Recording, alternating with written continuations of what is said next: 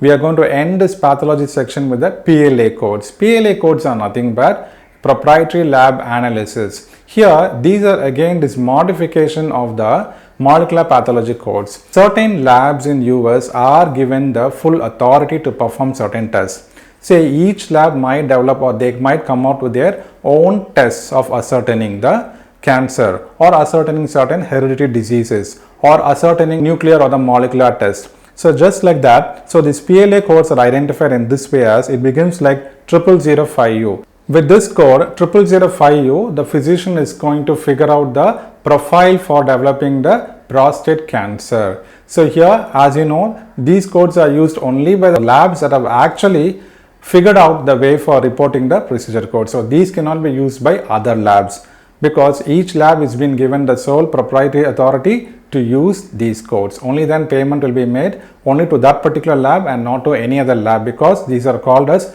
proprietary lab codes, in the sense like proprietary means ownership. So that particular lab has ownership to produce or to report such procedural services. So with this, we have come to the end of the pathology. You need to keep in your mind whether modifier TC or modifier 26 needs to be assigned, and later on see for any antigen or antibody, see what are they going to do exactly. Is it something to do with the chemistry section or with the surgical section or with the cytopathology section or the molecular pathology? And lipids and panels, all those you need to understand, because you cannot unbundle the elements which are already there within a panel. So with this, we are coming to the end of it. Thank you very much for listening.